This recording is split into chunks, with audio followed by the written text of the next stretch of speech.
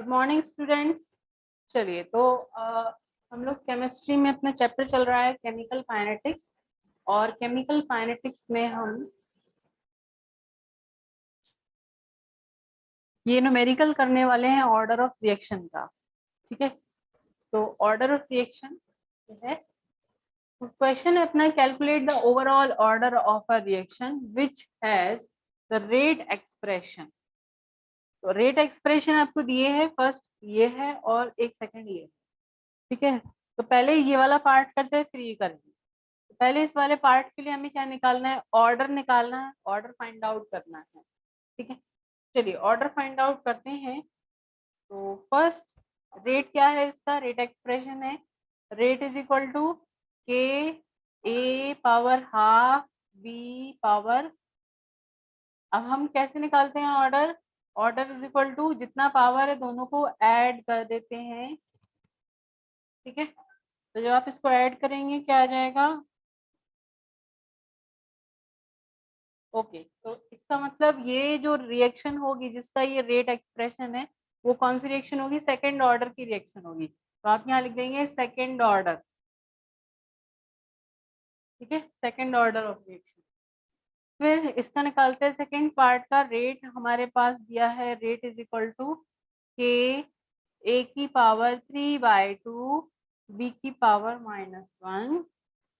Order इसका निकालते हैं, ऑर्डर क्या हो जाएगा, आपका जो भी पावर है आपकी उसको ऐड करना है। तो क्या हो जाएगा 3/2 प्लस -1। ठीक है, इसको आप सॉल्व करेंगे क्या आ जाएगा,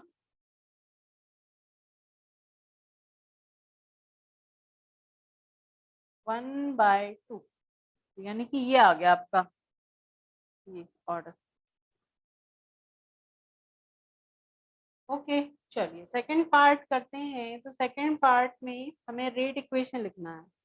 तो ये हमारे पास रिएक्शन है, तो ये हो गया अपना बी पार्ट। रिएक्शन है हमारे पास ए प्लस बी गिव्स सी।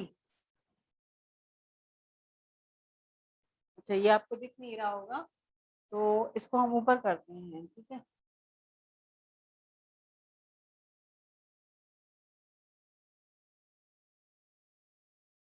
ओके चलिए।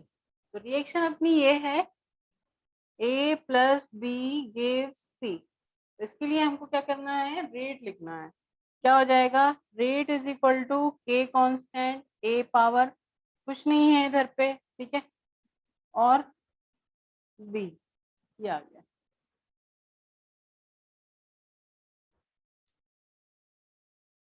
ओके चलिए नेक्स्ट,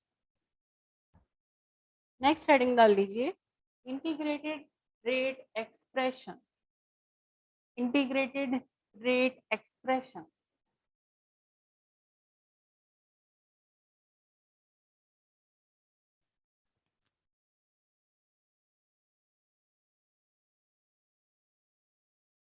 इंटीग्रेटेड रेट एक्सप्रेशन।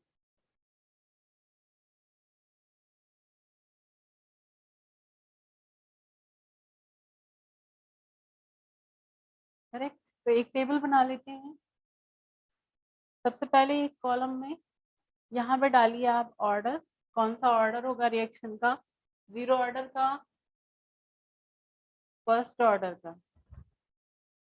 ठीक है, अभी आपके लिए इतना है। फिर यहाँ पे डालिए आप, ये आपका क्या हो जाएगा एक्सप्रेशन।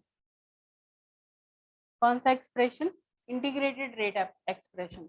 तो जीरो ऑर्डर के लिए क्या होगा आपका, k is equal to x upon t, और फर्स्ट ऑर्डर के लिए होगा आपका k is equal to 2.303 by t log R naught upon R. ठीक है, तो ये इस तरीके से हम क्या करते हैं, इंटीग्रेटेड रेट एक्सप्रेस करते हैं किसी भी रिएक्शन का। अब यहाँ पे जो x है ये क्या है, initial concentration minus final concentration. R naught क्या है, कॉन्सेंट्रेशन ऑफ आर नॉट मतलब initial initial concentration, final concentration. ठीक है, तो ये था इंटीग्रेटेड रेट एक्सप्रेशन। इन फॉर्मूलाज को आपको लर्न करना है और इसी फॉर्मूलाज के बेस पे क्या होंगे, आपके न्यूमेरिकल्स होंगे। तो आगे हम इनके ऊपर क्या करेंगे, न्यूमेरिकल्स करेंगे, तो आपको ज्यादा क्लियर होगा। चलिए नेक्स्ट देखते हैं। नेक्स्ट है अपना half life period of reaction. Next है अपना half life period of reaction. Okay, बहुत इंपॉर्टेंट है, मोस्ट इंपॉर्टेंट है। लिखिए पहले इसकी definition. The time during which the concentration of a reactant is reduced to half of its initial concentration. That means कि the time duration, वो time duration क्या है जिसमें कोई भी सब्सटेंस अपनी इनिशियल कॉन्सेंट्रेशन का क्या हो जाता है, हाफ हो जाता है। ठीक है, तो उसे हम क्या कहेंगे, उसकी हाफ लाइफ पीरियड। चलिए, तो हाफ लाइफ पीरियड के लिए डिफरेंट रिएक्शंस के लिए डिफरेंट फॉर्मूलाज यूज करने वाले हैं।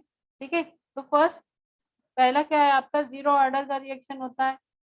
ओके, तो इसका टी हाफ क्या होगा, मतलब कि हाफ लाइफ क्या होगा, तो टी हाफ इसके लिए लिख लीजिए, t half is equal to होगा आपका A concentration of A naught upon 2K। तो ए नॉट क्या है यहाँ पे, इनिशियल कॉन्सेंट्रेशन, यहाँ लिख लीजिए where A naught is initial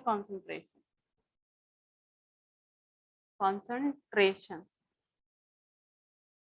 okay, second यहाँ पे लिख write for first order of reaction. So for first order reaction, T half will be 0.693 upon K. What is the K? K is rate constant. Okay. Third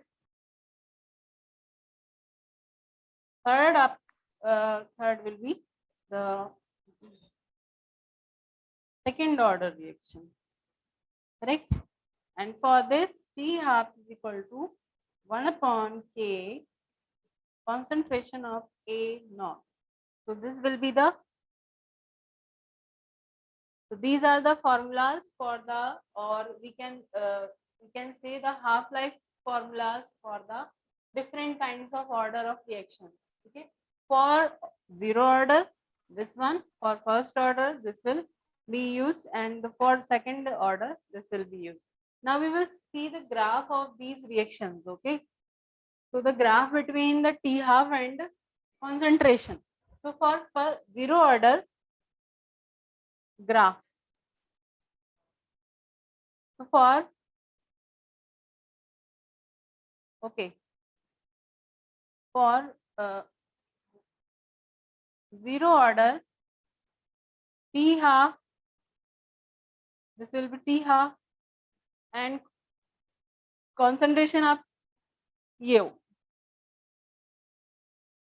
So the straight line will be expressed in the graph for zero order. Correct. Now we are talking about the second order of reaction, T half. So the graph will be like this, constant. This is A naught, means that is the concentration of the reactant. So this is for first order.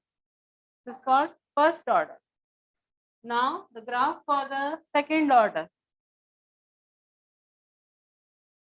Now graph for the second order. T half and concentration. This is for second order reaction. So here you can see that the graph for zero order reaction and second order will be same, but for first order reaction, T half will be constant. correct? P half for the constant. Just the same graph is using for the zero order as well as second order. But for the first order of reaction, you will draw the graph like this. Okay. So here your class is off now, and we will discuss next topic in next class.